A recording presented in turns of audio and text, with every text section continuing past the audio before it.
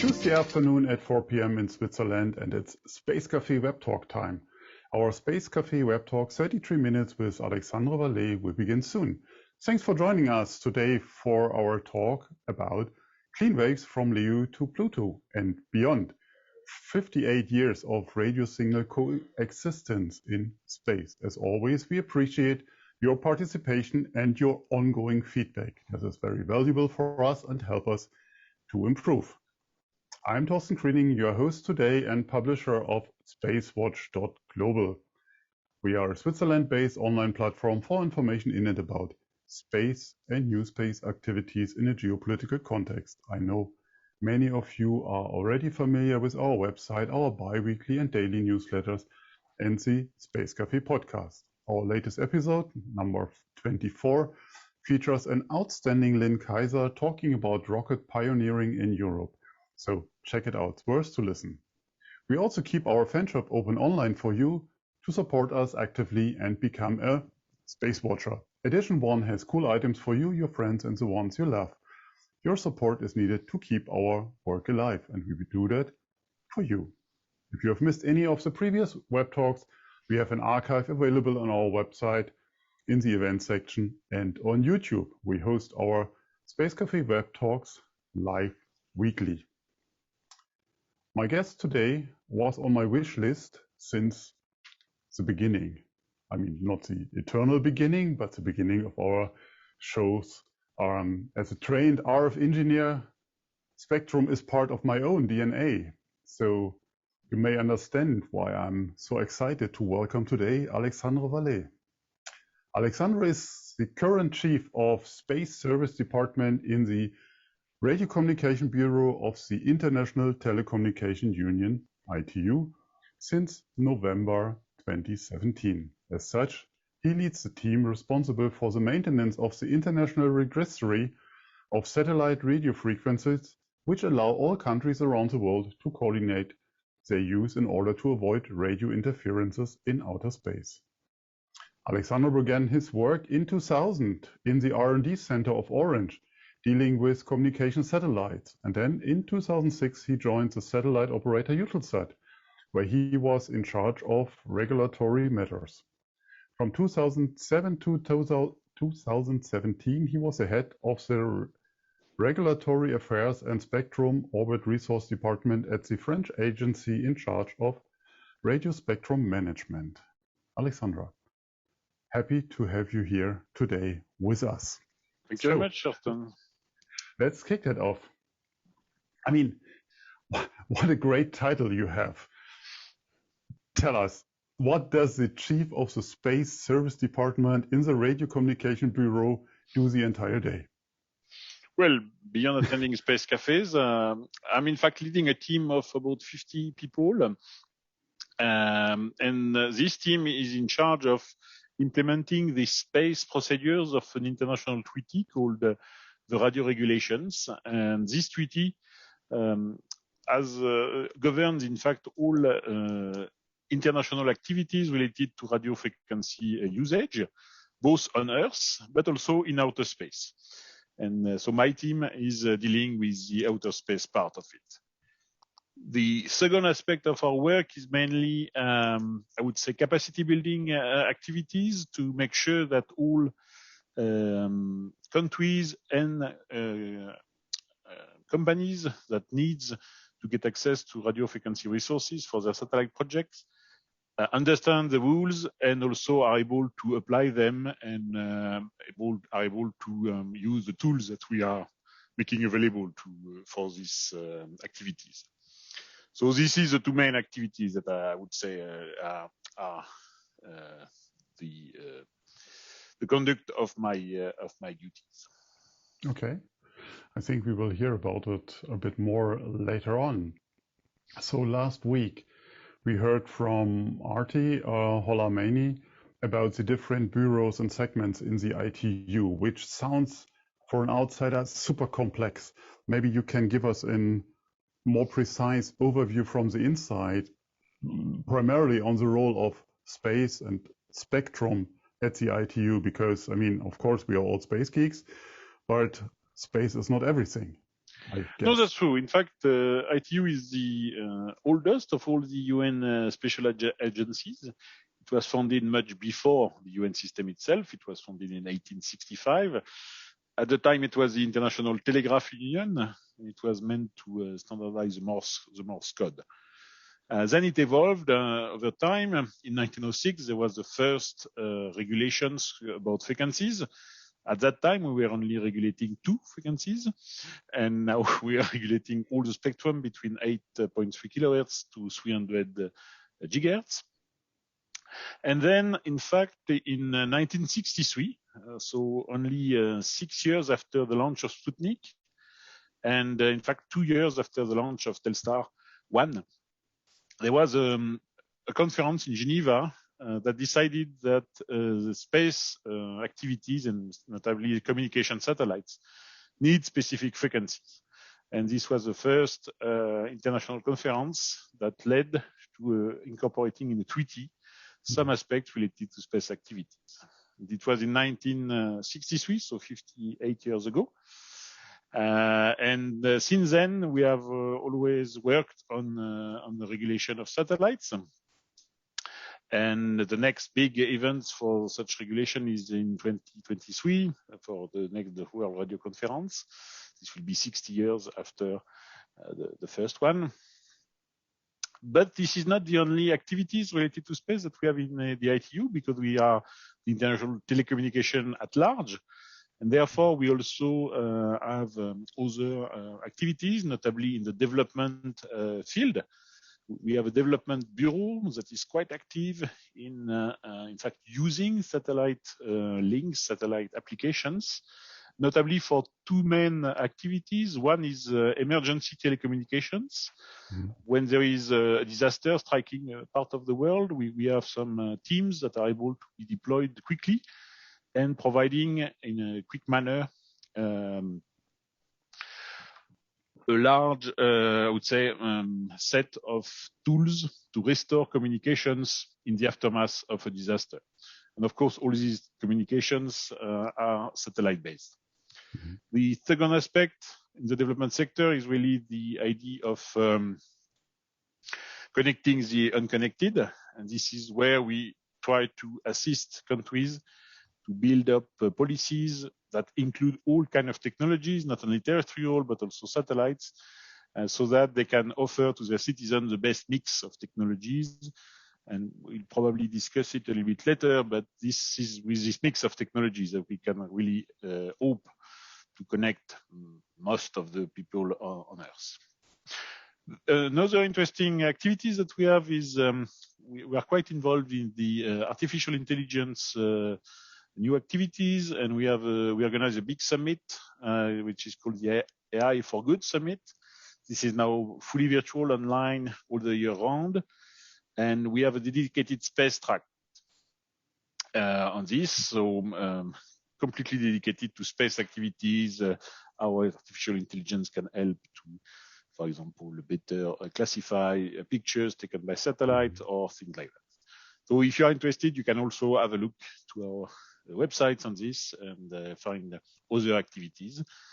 As far as I'm concerned, I'm more in the, as you have understood, the regulatory part of the ITU, so trying to frame the use of satellites, not really directly using satellite applications. I can envision that there are a number of challenges that you're, even in this, as you said, sector, you're taking care of or you're facing today. So what are those challenges that you have today in your day-to-day work to make it more concrete? Well, I would say that there are 2 kinds. I would say there are a practical challenge, a daily challenge, which is linked to the burgeoning or the new group of actors in space.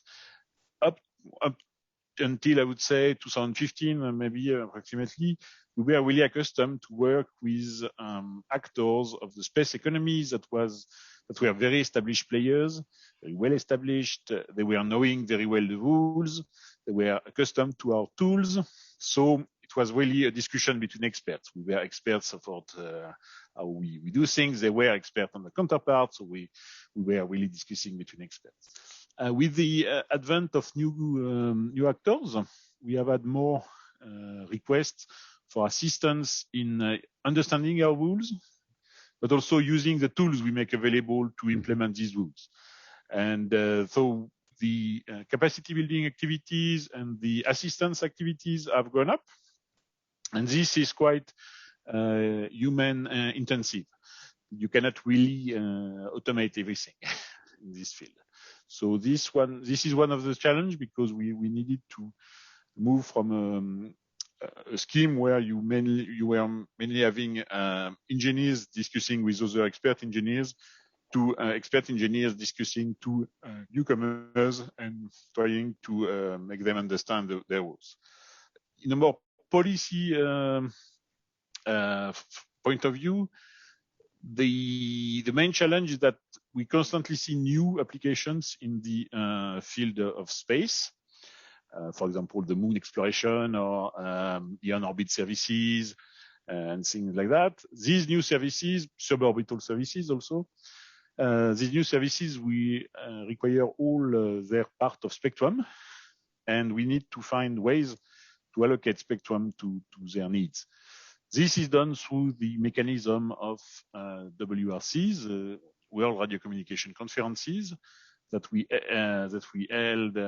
hold every 4 years in order to revise and update the treaties that I was mentioning, the radio regulations. Okay. I think we will talk about all these topics in a bit, but just want to slide in the question here from Dominic, who asked, maybe you explain why the international radio regulation are important. So, and why do we need to regulate? It's an interesting one, because I mean, we take it for granted, but absolutely right. Thank you, Dominic, for this question. Yeah, in fact, there are two main reasons. The first reason is directly derived from the UN Treaty on Outer Space, which says that there is no national sovereignty in space. So because there is no national sovereignty, the treaty, there is another part of this treaty that is less often quoted, but it is equally important. It says that all activities in outer space shall be conducted in accordance with international law. In fact, for the usage of radio frequencies in space, the international law is contained in the radio regulation. So if you wish, the radio regulation is the answer to this overarching treaty on outer space activities, which says that, okay, in outer space, there is no sovereign power, or sovereign actions, or sovereignty, but all actions have to be conducted in accordance with international law. And this is the first reason. The second reason, which is more technical, is that if you don't regulate and coordinate all your satellites, you may interfere with each other. So one satellite A from nation A, company A, can interfere with satellite B of nation B. Because there is one thing that is very important to understand for our listeners is that, in fact, satellites share frequencies. They don't have, each of them have not a single frequency dedicated to them. No, they share frequencies, the same frequencies, they reuse frequencies, and this is how they can have access to so much spectrum, but also this is the reason why they may interfere with each other, and therefore we need some regulation and mechanism to prevent this interference. Okay. Good, thank you. I hope, Dominic, your answer or your question was answered. Let's talk about LEO constellations, because I think that's one of the biggest challenges, and I think one of the newcomers that you are pointed out earlier, and maybe we can include on-orbit servicing as well in that. How does that get coordinated and now it comes and becomes, I think, difficult in a sustainable way? Yeah, well, in fact, it's clear that there was, since 2015, a kind of gold rush for the LEO orbits and the spectrum, the satellite spectrum. So there were a lot of requests. Beyond the request, now there is also requirements, if you wish, a regulatory mechanism that requires these companies to have a real deployment process, and we have imposed milestones to this deployment. So now, if you really want to keep your frequency reservations, you need to meet certain milestones in terms of actual satellite being launched. This, in my view, is the sustainable part of the issue, in the sense that really you cannot simply ask for frequencies and do not deploy anything, do not provide any services. No, this is not going to be feasible. Then the question is how is it coordinated altogether? Well, in fact, you have to understand that contrary to GSOs, non-GSOs have more level of freedoms, and therefore level of flexibilities to share the same spectrum. Especially contrary to GSOs, their position is not fixed in the sky. And therefore, non-GSOs have also an important flexibility in the term of which point in the sky you are going to point. And therefore, you can share the same spectrum by pointing in the sky in different directions. Therefore, the sharing potential of constellations is much higher than of two GSO satellites. This is why, in fact, we can have more than one mega constellation, or more than 2 or 3 even if, of course, there is a limit. But this limit, in my view, is still not yet attained. Moreover, we should think about this deployment milestone that will make some stringent requirements on the deployment. And we need also to look at the economic viability of these constellations. This is not up to the ITU to regulate that. We are not an economic regulator. But of course, not all projects will survive. We know that. Absolutely. I would like to take this question from Valentin, because he's asking, how do you think the large constellations for instance, Starlink, can be monitored to check their compliance? Is that something ITU is doing? Well, in fact, yes, we have already talked about it. The point, however, is that we don't really check a priori. We check if we found that there are problems. So if you wish, as long as no GSO operators complain about interference, there will be no checks, because if there is no complaint, it is assumed that there is no problem, and it is assumed that the rules are met. It is when there are some interference being felt, being measured, or being felt by some operators, that the process of compliance checking is starting. And for that, we have some methodology to check compliance of the regulatory tools that we have. That will require, of course, and that will imply some measurements on the field. But strictly speaking, this is feasible. The question is, I'm not so sure that we will see it, because the limits that were designed to protect the GSOs were designed in the year 2000, when they were the first gold rush towards LEO activities, with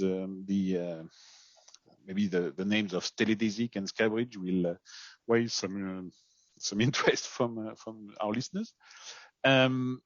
These limits were designed to be quite conservative at the time. So normally there are margins to prevent interference to GSO networks. Okay, great, thank you. Let's move on. I mean, you mentioned earlier the World Radio Conferences, WRC. So, and from an outside, it looks like these 4-year cycles that you have for the occurrence of the rule-setting events can't keep pace with the current technology development. I think that count, I think, in the last 60 years of the existence of it, that technology always moves faster than any kind of regulation. I mean, we see it on the policy side, on the governance side, but as well here, particular in the regulation side. So how do you see that? Well, this is an excellent question. I would say that, if I may joke a little bit, the newcomers always said that we are a little bit too slow. But as soon as they come from newcomers into the operational mode and become now what we call the incumbents, then they tell us, oh, please, we need stability, we need legal certainty. You can't change your regulations every 4 years. This is too often, and so on. So in fact, if you are waiting for a change, you are quite eager to get it quickly. If you are not waiting for it, you are quite eager that it does not happen too often. And this, if you wish, these 4 years are quite a form of a balance between the various needs of the newcomers and the incumbents in the industry. In the past, there were a time where there were WRC in less time. For example, in 1995, there were one. In 1997, there were another one. Then it was 3 years. Now the stable time frame is about 4 years. This is a kind of compromise between the legal stability needed to make sure that the companies can develop their business plan and can operate in a legal framework that is not changing too often, and the needs for newcomers. But this is true. This is always a kind of important discussion that we have in mind. And this is also the good aspect of the radio regulation. This is one of the very few treaties that is regularly updated. So, yeah, this is an important question. Ah, I see. Okay, I didn't know that it was kind of flexible also on their frequency, but interesting. Okay. Another point that in the last years of discussion with you and OSA, with the governance or models, or came to my mind. I mean, the ITU, or the term of the ITU, how ITU regulates, is used very often as a role model or showcase for space governance. Is ITU the better UNOSA in that context? I mean, you both are UN organizations, obviously. Yeah. No, I would not say that, in the sense that there is two important things, I think, to distinguish here. So first, when you say ITU, in fact, you are speaking of two things under the same name. You are speaking of the union as a union of member states. We have 193 member states that form the union, the International Telecommunication Union. And these member states have take decisions during international conferences. These member states have decided that they want to have a permanent secretariat. That is the ITU in the sense of the permanent staff that we have. I'm working among this permanent staff. And so the ITU, this is both the member states acting collectively and the staff implementing the decisions of the member states. Mm-hmm. If you look to all UNOSA, it's not exactly the same. UNOSA is the secretariat only. This is the Office for the Outer Space Affairs. So this is a staff of the UN that coordinates all affairs related to outer space. So this is the secretariat, and I would say the member states acting collectively, the equivalent would be more COPUOS. And to be frank, I don't think OSA is not working. They are working very well. The secretariat is working, given their budget and mandate. And they are implementing activities, they are implementing new initiatives, notably the Access for All initiative. Then the debates at COPUOS are a little bit more difficult to progress, I would say, to say the least. This is true. This is a difference, and I would say that there is maybe a difficulty in COPUOS. The problem of COPUOS, in my view, is that there is a very large mandate. They have to address almost everything except radio frequencies in space, and that's a lot of different activities. Okay, interesting. I mean, COPUOS has 96, 95 member states, or if I'm correct? Or, and I mean, when you say 190, I mean, it's almost the entire world that our members are at ITU. So yeah, in ITU, in fact, all the UN member states are member of ITU, except one. But the point, however, is that the ITU is not a space organization. ITU is a telecommunication or ICT agency. And this is quite important, in my view, also to see the difference, because there is no real country in the world now that will tell you, oh, okay, telecommunication, I don't care. This is not my primary needs. Yeah. But there are still some countries that can say, okay, space is nice. Yes, I would like to be part of the space race, but okay, please know that this is not my main priorities now. And still, it is a kind of nice to have things, not a must have. This is not so true for telecommunications. No country will say, okay, I can't get rid of my telecommunication needs. No, that's the reason also why we have a different membership.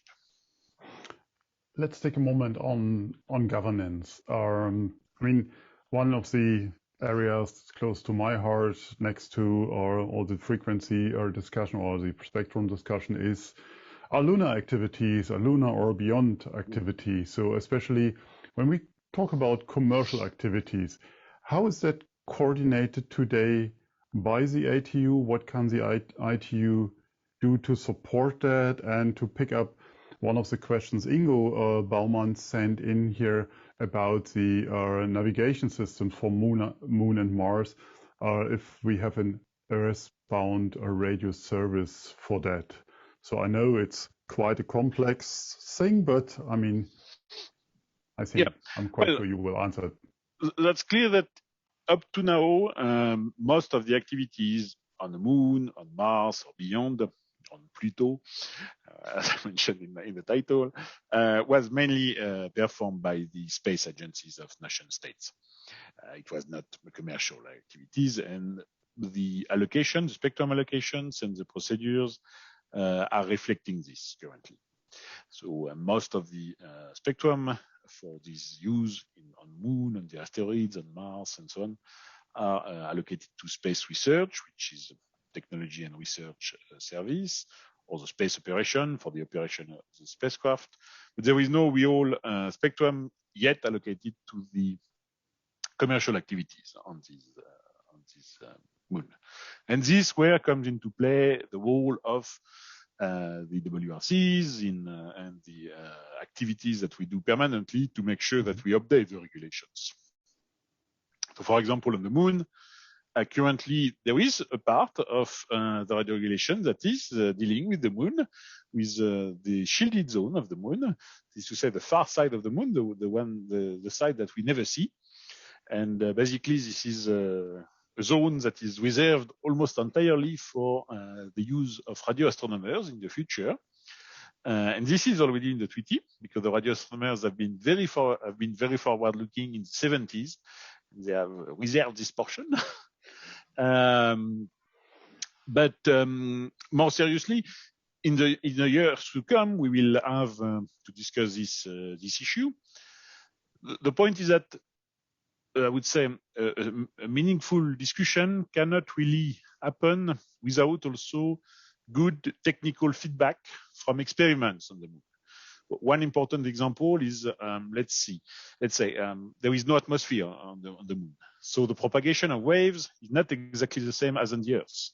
So we can't probably replicate what we have done in terms of spectrum segmentation on the Earth. It would not really make sense. But there are also things. The size of the Moon is not the same as the size of the Earth, which means that the radio horizon is not the same on the Moon or on the Earth. So this will have an impact on planning the networks on the Moon. Another thing is that on Earth, for example, in the radio regulations, you have some bands exclusively allocated to the maritime services.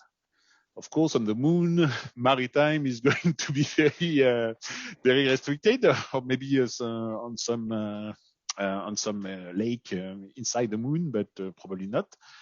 So we will not need any exclusive allocation to maritime services on the Moon. So you see, all of that, we will need a kind of circle between some initial studies on Earth, some feedback from the experiments, and then we will be able to move forward with some regulations in the future. And in my view, this is feasible and this is compatible with the time frame that is envisaged today. So 2 points I'm taking with here is there regulation on the moon already on terms of radio frequency, and it's a no-go zone? Exactly. Okay, fine. I mean, you have to start somewhere. Let's put it in positive ways.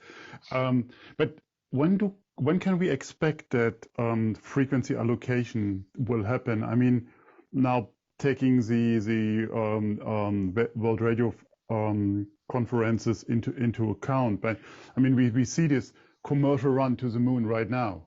I mean, yeah. You have to distinguish between the allocation on the moon surface itself, or the allocation to the satellites that are going to service the moon. The allocations to the satellites that are going to service the moon are already here. You already have frequencies, you already have rules in place. So this is already feasible, and we have already some registration for some satellites operating around the moon. The question that may arise in the future is, are these spectrum currently available enough or adequate to meet all the requests? Maybe not. That can be accommodated by conferencing. The second aspect is communication on the moon surface. So you have seen probably the press release about the Nokia experiment with NASA about setting a 4G networks on the moon. And this, for example, currently is not regulated at all. This, in my view, is where we need a little bit more feedback, experimental feedback, before taking very strict regulations, because we can make otherwise some mistakes in planning if we don't really get some feedback about what are the needs for these kind of networks on the lunar surface. Absolutely, yeah. I heard about a 4G network on the moon. So from there are things, yeah, very, very familiar to me. Let's take a few of the questions from our audience, and thanks very much for sending them in. So another one from Dominic, just because it's also a short one here. How difficult will it be for the 10th LEO constellation to get access to needed frequencies? I mean, you said earlier there's enough space, there's enough of a spectrum available. So how many of the constellations can we see? Well, I'm not sure that there is a business plan for 10 constellations, to be frank. First, if there is, I think they will not exactly compete on the same market. Some of them will provide internet broadband access, and some others will more focus on the IoT market. And the IoT market, they have access to different frequency bands, much more numerous than the internet broadband access. And their spectrum requirements is very different. So certainly in the IoT market, you can have more than 10 players. On the internet broadband access, probably not, but I don't think there is economic viability for 10 as well. So at least not 10 on the same market, I would say. Because what matters really is not really how you share between 10, but how you share between 10 that want to serve the same market. So if all of them want to serve Switzerland, yes, there will be a problem. If all of them wants to serve one wants to serve China, the other the Russian Federation, the other Western Europe, the other North America, South America, then you have also the geographic separation that enters into play. That's interesting. Another question from Diana about compliance. So what type of mechanism are applied to ensure compliance?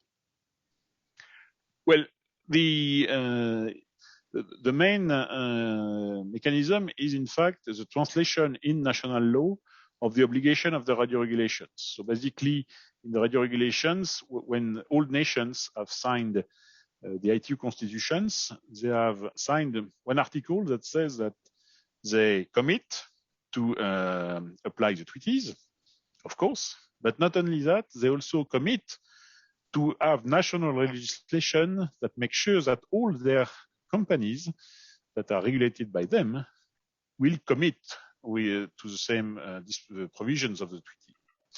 And this is done by licensing. So in the licensing that you get from the national regulators, well, a number of provisions of the radio regulations are incorporated. This is how you ensure the legal compliance, I would say. Then there are mechanisms to check if you meet them. As I mentioned, the focus is mainly to solve problems first.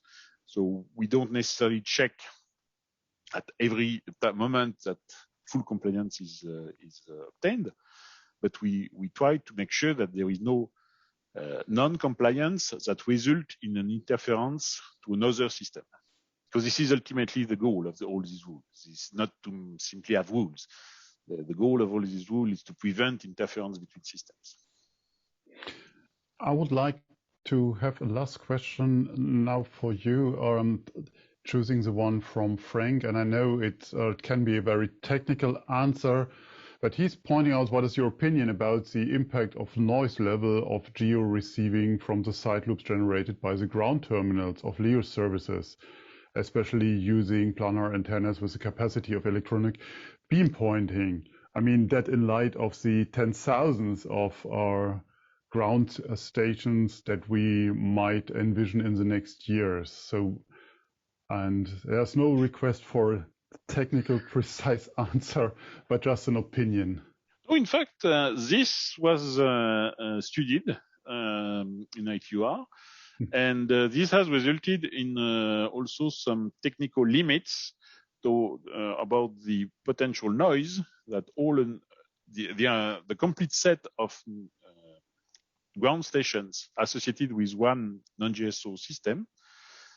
These complete sets of terminals cannot generate more than a certain value of noise to the GSO arc. So this is incorporated in the regulations. The good thing is that in this direction, the sharing is not so difficult, to be frank, because if you want to communicate with a LEO satellite, with a LEO system, you design your link to be able to communicate with a satellite at 1,000 kilometers or 2,000 kilometers. So the power that you use is meant to reach a satellite at 1,000 kilometers. But the GSOs are at 36,000 kilometers. So basically 36 times higher. So the power that you will generate is going to be really much attenuated when it achieves the GSO. So the uplink is not the main issue of concern in terms of sharing between GSO and non-GSO. The main issue of concern is downlink, because there both systems want to have basically on the ground the same kind of PFDs, and therefore they are more prone to create interference. I hope that I have been clear without being too superficial. All good. Thank you very much. And I think that's it for today. I mean, there are a few more questions which I would like to send over to you, sure. Because we're running out of time. So I'm afraid we have to come to an end. Even so, I would enjoy continuing this really inspiring talk, at least for me, with you. And there are a few questions about abbreviations. Dominic, sorry for this. UNCOPU is the Committee of the Peaceful Use of Outer Space at the UN in Vienna. Yeah. Yes. So just to answer this question, so check.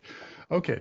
So, but I mean, be sure we will continue our talks about spectrum regulation issues in our future Space Café web talks and in our magazines. So, this week holds more events for you. So on Thursday at 4 p.m. The next edition of Moriva's Vox Populi will happen, and our Moriba's guest will be, for instance, Professor Kai-Uwe Schrogel, Dr. Laura Greco, and more people. And on the 9th, I'm happy to announce the first conference on space outreach, and I'm very delighted to guide you through this event, and it's called Impulse 21. So next week we will continue on Tuesday with Robert Feuerbach talking about the launcher business, especially the small launcher market, and then we have the next edition of the Space Café Brazil with Ian Grosner, and his guest will be Alia from Aylar Nanosat, very inspiring young lady. And on the 15th, we have our next summit called Where We Are Going, and that will be a discussion led by our editor-in-chief, Markus Peyer, with Peter Martinez, Ken Hodgkins, and Pascal Ehrenfreund. So an interesting discussion, at least. So, and then we plan for the next Space Café UAE on the 19th, and then on the 20th, so in 2 weeks from now, I have the pleasure to talk with the wonderful also at one stage Geneva-based lady, Teresa Hitchens, who is now the editor of Breaking Defense. So I will talk with her about the US Space Force and all this cool stuff that happens at the moment in the US, and why few of us think these are cool things and the others are more afraid of it. So let's put some light on it. All events are going to be online on Eventbrite. As always, we would like to hear your feedback, so please check in with us on Twitter, on Facebook, or LinkedIn. Don't forget to sign up to our daily and our bi-weekly newsletters, and if you like to treat yourself with something special, become a Space Watcher today. Your support will help us. Take your credit card and visit our fan shop at shop.SpaceWatch.Global. And I know, but we need your support to continue our work. Thank you very much, all of you, for your interest, and thank you especially, Alexandre, for your inspiring talk and being my guest. Thank you very much for your invitation, and see you. Yeah, and thank you to the entire team behind the scenes for doing their great job, day by day, week by week again. I hope you all will stay safe and stay healthy. And I hope to see you next week. No, I hope to see you on Thursday in Moriba's Vox Populi. In the meantime, visit our website and follow us on social media. And don't forget, become a Space Watcher. Thank you very much. Thank you. Bye-bye.